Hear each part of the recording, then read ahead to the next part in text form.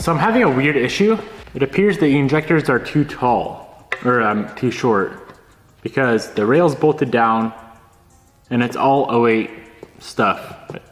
Say if this was not an 08 STI manifold, it wouldn't matter because everything's bolted onto the TGVs. The fuel rail is bolted down onto the TGV housings.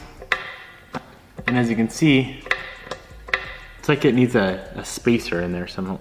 Do we have a spacer laying around that I didn't see? I went ahead and just assembled both sides. I did message Radium to see if they offered a shorter spacer. It's too short if we take the spacer out. It's a 20 mil spacer right in between the rail and the housing. So they must have, I'm guessing they have different size spacers for maybe a different brand of injectors. I'm not really sure. I've never ran into this issue before, but it's not a big deal because thankfully with this Radium setup, it's gonna be so easy to access when the engine's in the car. So even if we have to wait a few days, not really that big of a deal. We can go ahead and pull out our engine and start messing around getting this guy installed onto the engine with the harness, and we can start dealing with at least getting everything plumbed up with our plumbing kit.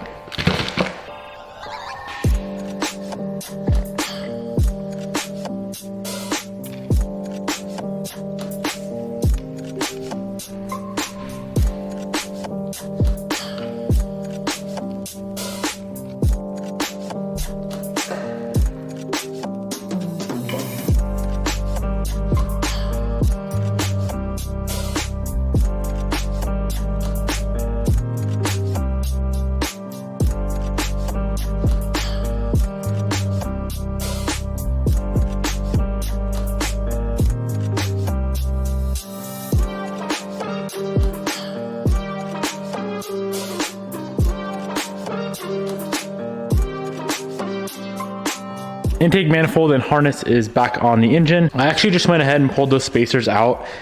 They have a 27 mil, 20 mil, which is what we had, the 20 mil, 15 mil, and an 11 mil spacer. We need the 11 millimeter. So for now, we just kind of snug these two bolts up. Of course, we're not gonna run like that forever, but I would rather have it not leak and just at least be able to start it and run the car. Thankfully, Radium is down in Oregon.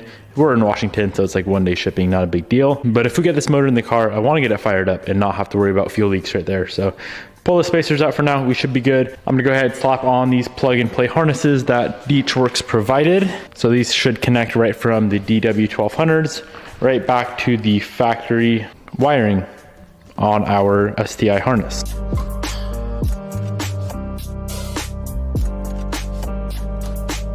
All right, next up is the Perrin turbo inlet. She should slide in right underneath the intake manifold like that. I want to keep this wiring as clean as possible, so I'll probably tuck it down there. We do need to clean off some powder here, and what goes there is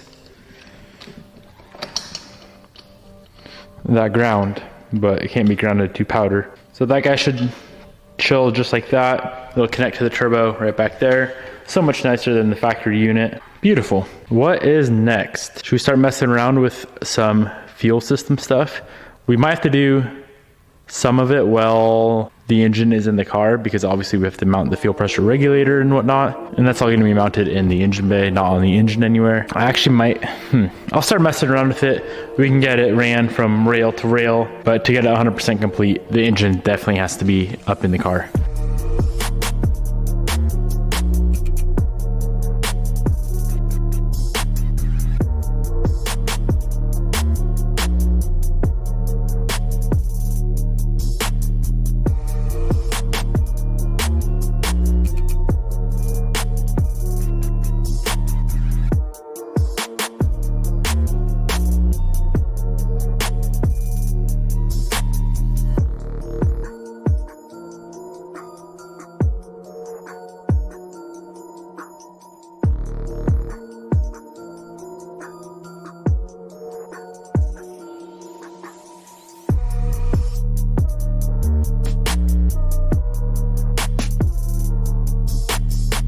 Okay, so right now I'm going through, Radium has a really good write-up on how their whole plumbing kit works. So I just have the regulator assembled right now. They included a nice little, pretty beefy bracket for it, which is pretty cool. On all of these O-rings, you need to put a little bit of oil on them, just so they slide in nice and easy. so you don't pinch them at all. And the gauge sits on the regulator just like that, which is it's really nice. It's a really neat setup.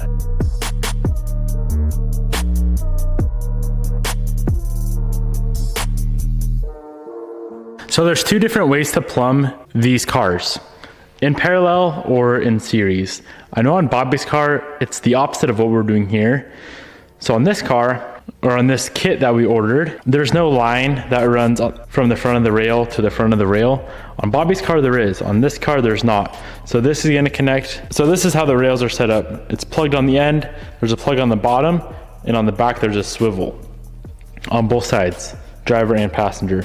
So I know this is gonna run up when we have this mounted on the car, and it's gonna mount, and there'll be a hose connecting to, I'm not sure exactly which one of those 120-degree elbows. And then the other side as well, the passenger side, is gonna have a hose running along the back and connect to the other side swivel.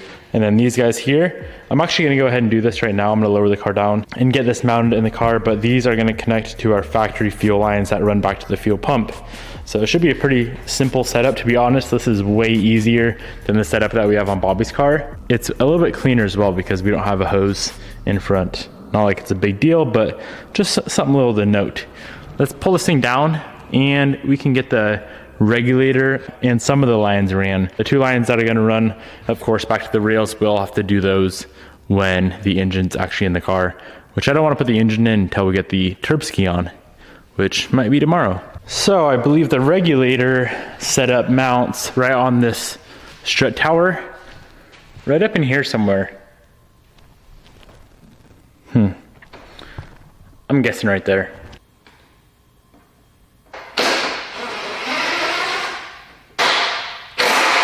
Now that right there is such a clean, nice location. Such a beefy bracket too, it really doesn't move. The gauge is mounted on a swivel so we can tighten it wherever we want. If we want to sit in like that, or if we want to sit in like that, I'll probably just go straight up and down. But now we just need to connect these lines back here. So these two are going to run back to our factory lines.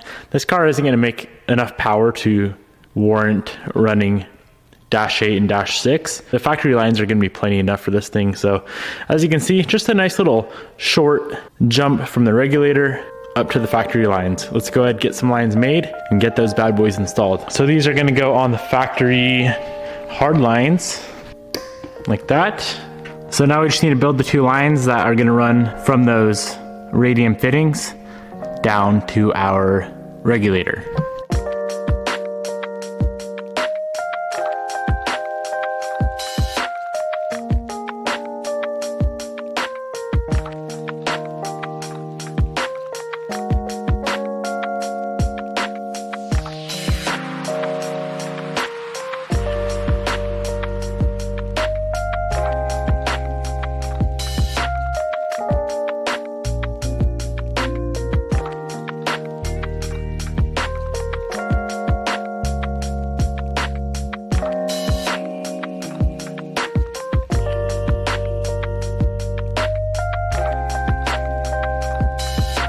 Lines are built. That's about the most simple, clean setup that you can have. Not much else we can do except for one last thing. I was telling you guys earlier, I've never even seen these radium AOSs before. I'm super glad I found it. And I'm very, very curious to see where this guy mounts. I'm gonna guess on the other strut tower. I was right, it looks like it's gonna mount right up in here, which is gonna be a very nice and clean setup. One thing that's cool with the AOS, we're gonna run it the same way that we ran it on Bobby's car.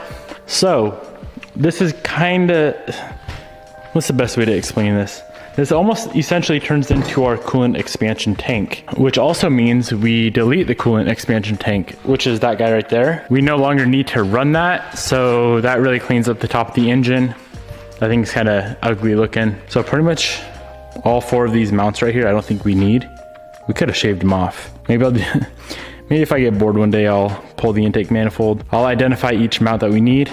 All the other ones, we could probably shave off. That might be kind of fun. I know we don't need that one either. I feel like that was a very, very, very short video, very short day. But until we get this turbo or a turbo for the car, which I think we should be able to get something figured out tomorrow, there's not much else we can do, to be honest. Next step, turbo install on the motor. Motor goes back in the car and we fire it up and we drive the dang thing. and then we put a ton of mods on it, which is gonna be fun. I'll have every single thing that we just opened up, all the 4 different Radian products. I'll have the Dietrich injectors linked down below, and I'll also go ahead and link this wrinkle red powder coat down in the description box below as well. Actually, you know what? I gotta compare this to Bobby's manifold real quick. So let's pop back to the house and see how she compares.